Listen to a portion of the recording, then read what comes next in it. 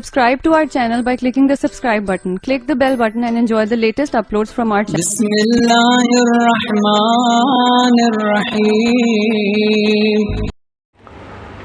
اعوذ باللہ من الشیطان الرجیم. بسم اللہ الرحمن الرحیم. اللہم صلی علی محمد وعلی محمد. مومنین، جس طرح آپ کو معلوم ہے کہ ہم غسل کی بحث کر رہے ہیں. غسل جنابت کے بعد آج اہم ترین موضوع جو خواتین کے ساتھ ریلیٹڈ ہے، غسل حیض. حیض خاتون کو مہینے میں ایک دفعہ آتا ہے. کم سے کم 3 دن آئے گا، زیادہ سے زیادہ 10 دن آئے گا. یہ 9 سال کی لڑکی بالغ ہو جاتی ہے. جس طرح ہم ذکر کر چکے ہیں، لڑکی 9 سال کی بالغ ہوتی ہے اسلامی ڈیٹ کے مطابق. انگریزی ڈیٹ کے مطابق وہ بالغ نہیں ہوگی، کیونکہ جب 9 سال اسلامی گزر چکے ہوں گے تو اس وقت انگریزی کے 8.5 سال شاید ہوئے ہوں گے یا 9 سال سے کم.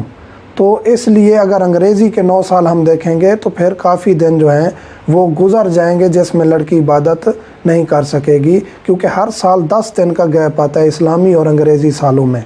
تو 9 سال جو قمری ہیں، شمسی نہیں، قمری سال جو ہیں، جو اسلامی ڈیٹ ہے، اس مثلاً کہ ربیع الاول میں پیدا ہوئی، سفر میں پیدا ہوئی، ذی الحج میں پیدا ہوئی لڑکی، تو اسی دن 9 سال بعد وہ بالغ ہو جائے گی. ہمارا انگریزی سے کوئی تعلق نہیں ہے، انگریزی مہینوں سے، انگریزی تاریخوں سے کوئی تعلق نہیں. دوسرا یہ ہے کہ خاتون کم سے کم 3 دن خون دیکھے اور زیادہ سے زیادہ 10 دن، تو یہ حیض شمار ہوگا. 3 دن سے کم حیض شمار نہیں ہوگا اور 10 دن سے زیادہ حیض شمار نہیں ہوگا. خاتون کی عادت کس طرح بنے گی؟ خاتون کو کس طرح معلوم ہوگا کہ اب یہ جو مجھے خون آیا ہے یہ میرا حیض ہے یا استحاضہ ہے؟ تو اس کا یہ طریقہ ہے کہ 2 ماہ مسلسل ایک ہی دنوں میں، ایک ہی وقت میں اگر دیکھے خون تو وہ وقتیہ اور عددیہ ہو جائے گی، یعنی عادت والی شمار ہو جائے گی.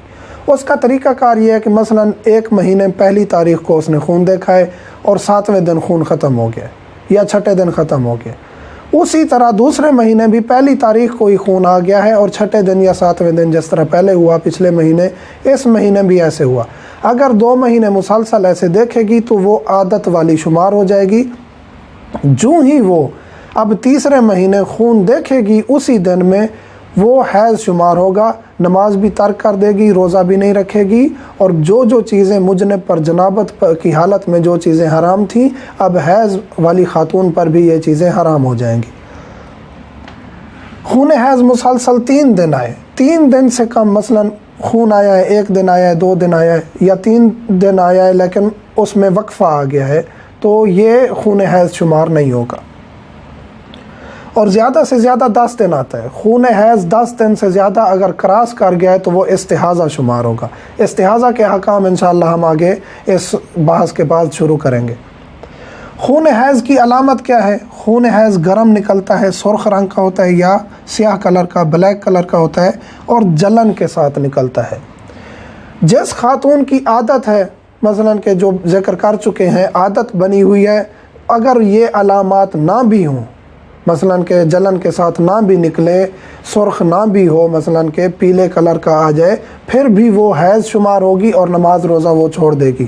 لیکن ایک بچی مثلا ابھی بالغ ہوئی ہے یا ایک خاتون جس کی اصلاً عادت ہی نہیں ہے، مہینے میں کبھی وہ پہلی تاریخ کو دیکھتی ہے، کبھی 15 کو دیکھتی ہے، کبھی 20 کو دیکھتی ہے، تو اب یہ خاتون کیا کرے گی؟ یہ ان چیزوں پر، ان صفات پر جائے گی.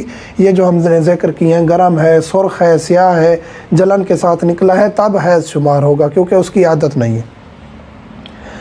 ایک خاتون پریگننٹ ہے. سوال ہوتا ہے اکثر کہ پریگننٹ خاتون کو تو بلیڈنگ نہیں ہوتی.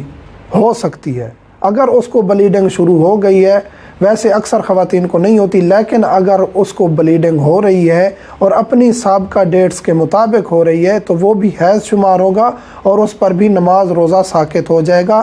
اور یہ جو خاتون ہے حیض والی، اس پر نماز معاف ہے بالکل.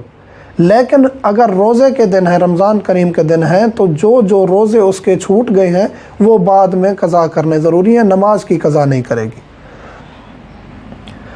وہ تمام چیزیں اس پر حرام ہیں جو جنابت کی حالت میں حرام ہیں.